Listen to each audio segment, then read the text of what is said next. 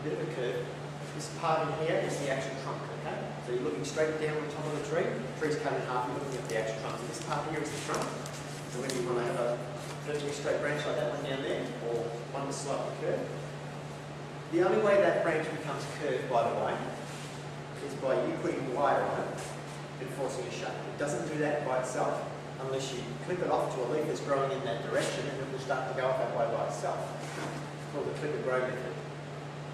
But to get it to curve like that, you have to wire it. So you put wire down the trunk onto each little shoot and change its direction. So typically in the second year of a tree's growth, this is one of those little leaves that grow into a shoot, okay?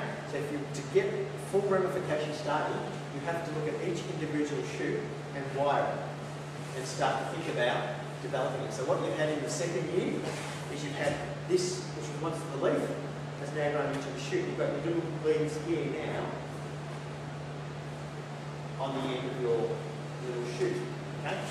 Imagine you put a bit of wire on this and you've put some movement into it to take out that straight fishbone look, which you normally get like that. There's a lot of debate over whether you should fishbone branch, so have it perfectly flat like that, or have it moving like that. The general consensus is if your trunk line of your tree has lots of movement, so if it's got some movement like this, so it's a little bit curved up there, which is an informal upright, then your branches should, when you look at them that way, should have movement as well. They should follow the same line as your trunk. So if your trunk has movement, as an informal upright does, then all of your branching should have movement as well. But if your trunk is relatively straight, then you can get away with having that perfectly straight fishbone branch that you can see coming out of here. They're a lot straighter than what those ones in there. So you can get away with it. But you generally wouldn't have dead straight branch out here on a tree with movement through its trunk line. So don't forget, this is the second year. This was once a leaf. The leaf survived and actually grew into a shoot and then sent into new leaves on it. What's happened is at the end of spring, towards midsummer, it's run out of energy and it stopped growing by itself. And unless you prune it off, it will continue to grow. It could grow this much, or it could grow this much, depending on what you do to it and how much strength and vigour it gets. There's the trunk line. There was what happened in the first year. Was once a leaf. It grew into a little shoot. These here are where the leaves were. And what's happened in the next year is that they've had enough energy in them to actually shoot off, and they've turned into little subshoots all by themselves. So already in 3 years, you've actually got some physical weight and what we call ramification on one branch. So if every single branch on your little tree is doing this to some degree, in a matter of 3 years, you can get it to look almost as full as this, just by looking after the tree and encouraging those leaf to turn into shoots, which in turn turn into visual weight ramification. So ramification really, in easy everyday terminology, is just the continued growth and creation of these little sub-branches and twigs that grow from them. The more of those you can have, the older the tree will look. But there also will come a time, and we'll talk about that, when you have to prune back the ramification because it becomes too heavy. Like this. Let's have a look at the straight one here. Probably easier to look at. Okay? In the first year, remember, you had a tiny little leaf growing out here, turned into a shoot. In the second year, the little leaves that were on the end here turned into shoots and grew out here. In the third year, you had these little leaves turned into shoots in here. In the fourth year, what will happen now is you'll get little growth come out of each one of those and shoot off, but they'll be smaller. So instead of being nice little shoots like this, you only get tiny little growth come out of each little shoot. So in 4 years, you're already starting to go quite a long way in your plant. So in 4 years, you've gone from that in the second year to that in the fourth year. So already you've almost doubled your growth you virtually double the volume of foliage on each individual branch in 4 years than what you normally would have. So by doubling the foliage, you actually put more visual weight in the tree. So there's more branching on the tree, so automatically the tree starts to look older just because it's got more foliage on it. If I put a little 1-year-old seedling here with maybe 1 or 2 little branches, you know it's young because it looks young, it doesn't have much foliage on it. Just by having more branches on it, it starts to look older, just by having more foliage on it. The more foliage you've got on the tree, the smaller your leaf growth becomes. And there's a very simple reason for that happening.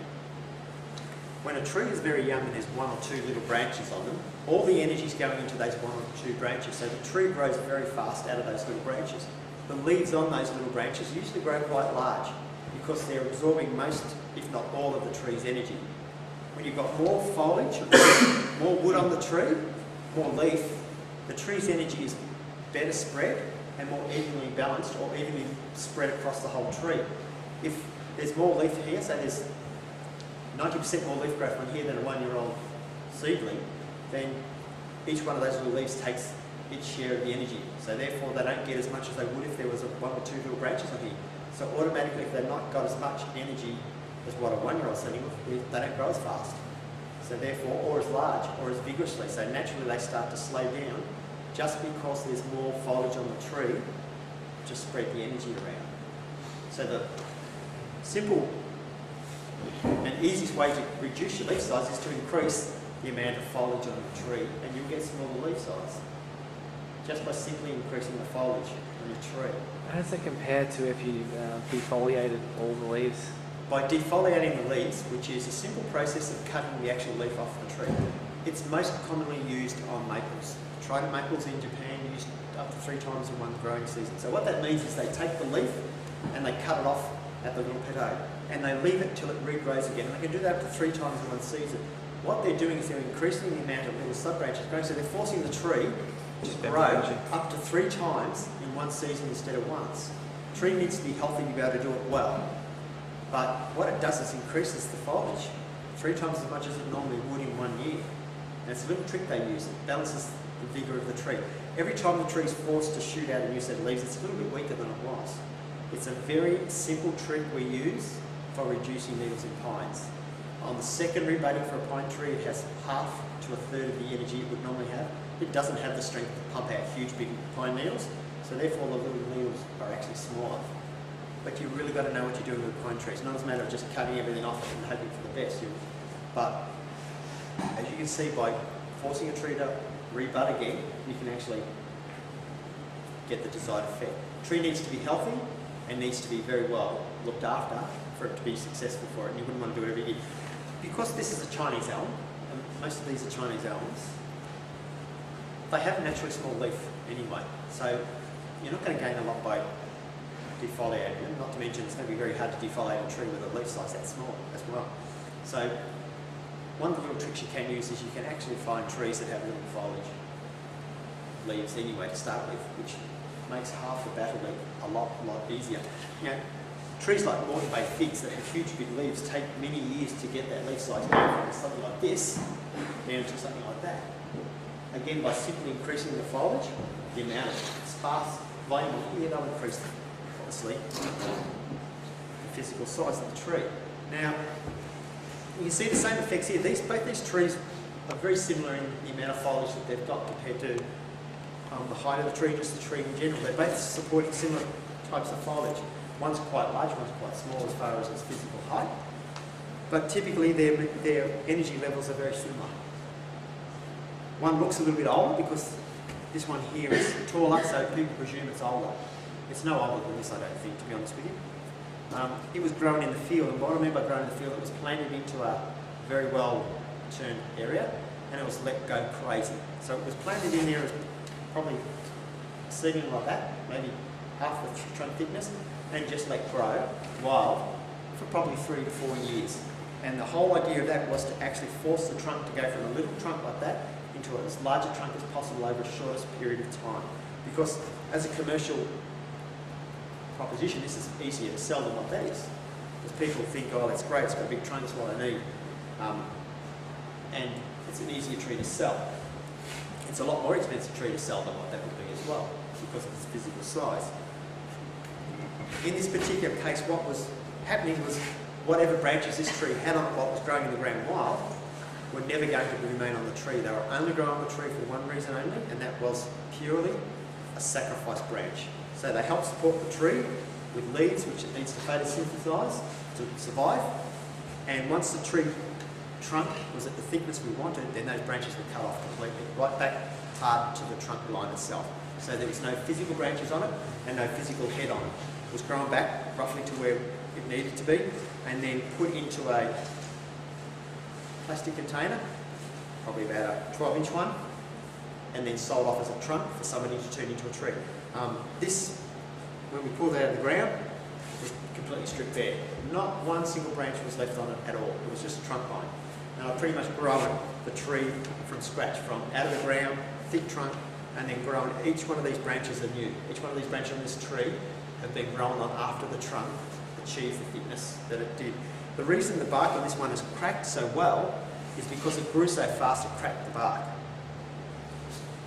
You see it's been growing a lot slower and it's not cracked at all. It actually looks old because the bark's cracked, because it expanded that fast, being allowed to grow in the ground and just go crazy. It cracked the bark very fast. So it actually looks older than it really is. It's probably about 11 years old, I would think. Now, they're traditionally styled trees. What I mean by that, is that they're styled in the traditional bonsai Western European conifer style shape. So they're very tall, they form a triangular structure, and they have one definable trunk and branches opposite each other, making their way all the way up to the top of the tree. So they're styled as a typical conifer would be in Europe. Have you ever seen an elm tree grow like this in the wild? I haven't. They don't grow like this in the wild. They don't grow like this because I force them to grow like this. Because I use my own human endeavour and in I guess interpretation on artistic design to force them to grow like this. Okay? So you can force a tree to grow any way you like against its wishes, just by simply knowing how to manipulate the tree. This is how an elm tree would grow if it was left to its own devices. Multiple heads, multiple trunk lines, and typically how they grow when left to their own devices. Big, heavy old trees. This tree in particular is older than these two trees put together. It's about 40 plus years old, this tree, okay? It's technically grown as what we call a broom style, but very reflective of how a natural elm tree would grow if left to its own devices and the will of nature. Looks very different to this style, doesn't it? This is typically how you would see it grown in the wild if left to its own devices. This is how they've been grown to reflect artistic design, yes.